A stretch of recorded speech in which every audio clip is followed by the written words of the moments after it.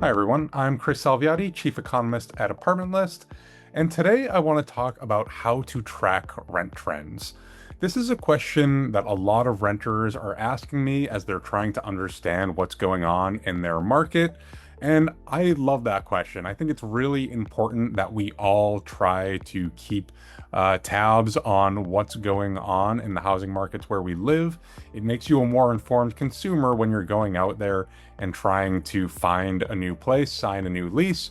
And as my role here, this is a big part of what I do, is to try to make that more transparent and to make that data available. So I'm going to run through a few different resources here that can hopefully help answer some of those questions. So right now we're on the Apartment List Research blog, and this is where you'll find all of the data and research that my team produces on rental market trends across the US. Now, the first source that I will point you to is our National Rent Report. If you scroll through this report, it's going to tell you all of the key stats that you need to know about what's going on in the national rental market. Right up here, you can see some of those key stats laid out. We've got the national median rent price. Also important to know how much prices are changing. So we have month over month rent growth, how much are prices changing compared to last month, as well as year over year rent growth, how much have prices changed compared to last year. Vacancy rate, what share of units are available, that tells you how tight or soft the market is. And then time on market, how long is it taking for units to turn over? How quickly do you need to move when you're looking to sign a new lease?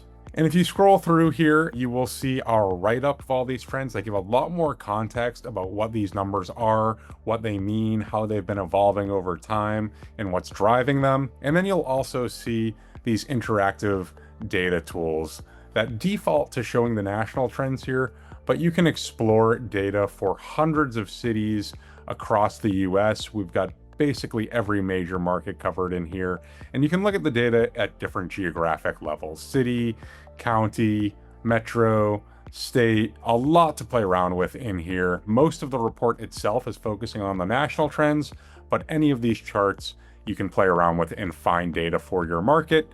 And then towards the bottom of the report, we do talk about some of the broad regional trends as well, some of the markets that are seeing the biggest movement in either direction.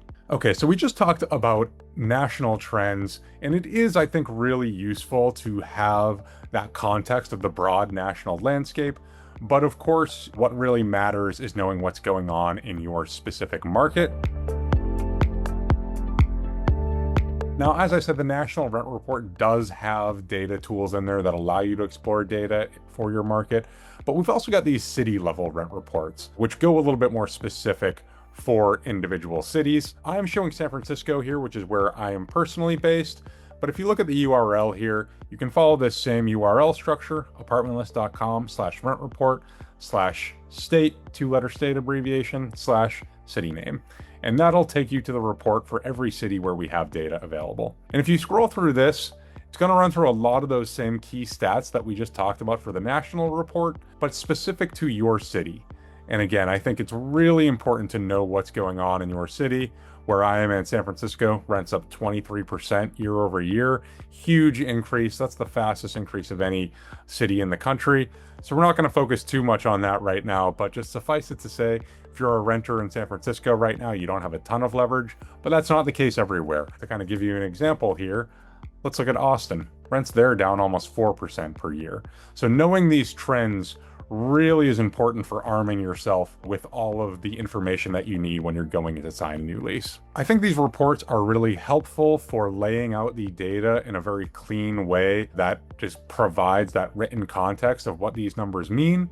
But the last piece I'll point to here is our data download page. A lot of folks who are more data savvy may find this to be a really valuable resource. If you go down to the bottom of this page, you'll find these downloadable files that contain all of the data that are in each of those reports that we just walked through. Again, broken down for every city, every metro, every state. Each location where we have data is going to be found in these files with the full monthly history for as long back as we've been producing this data.